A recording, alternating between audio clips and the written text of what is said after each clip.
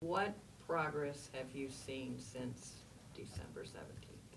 Well, Atexa has signed two significant agreements for direct communications between the United States and Cuba with Sprint and Verizon, including a system of roaming. So, in fact, there were a number of people on my delegation who were Verizon customers and were able to use their phones while they were in Cuba.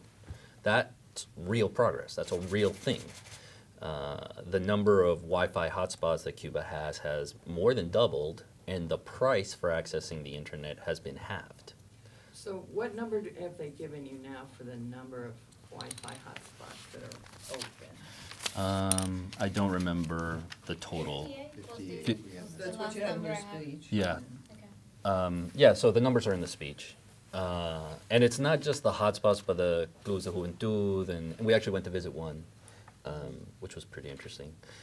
And so in that sense, there has been growing access.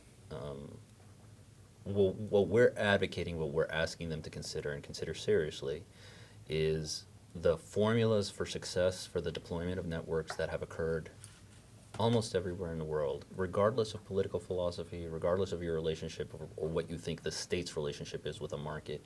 Everywhere in the world where communications has been deployed widely, it has been done so through an attractive environment for foreign direct investment, through joint ventures, particularly in the wireless sector, and investments in infrastructure. So Cuba's challenge is, first you have to get communications into Cuba. And right now there are two ways to get communications into Cuba. One is through the undersea cable going from Caracas to Havana, or through a satellite.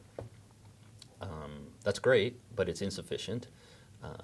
They need a north-south cable for the purposes of efficiency, for reductions of latency in communications going into Cuba, and in case something happens to the cable going south, just as for emergency management perspectives. And so there are proposals before Texas to construct a new undersea cable to Cuba. And we hope and ask that they be considered fairly and on the merits. And what we were told is that they would be.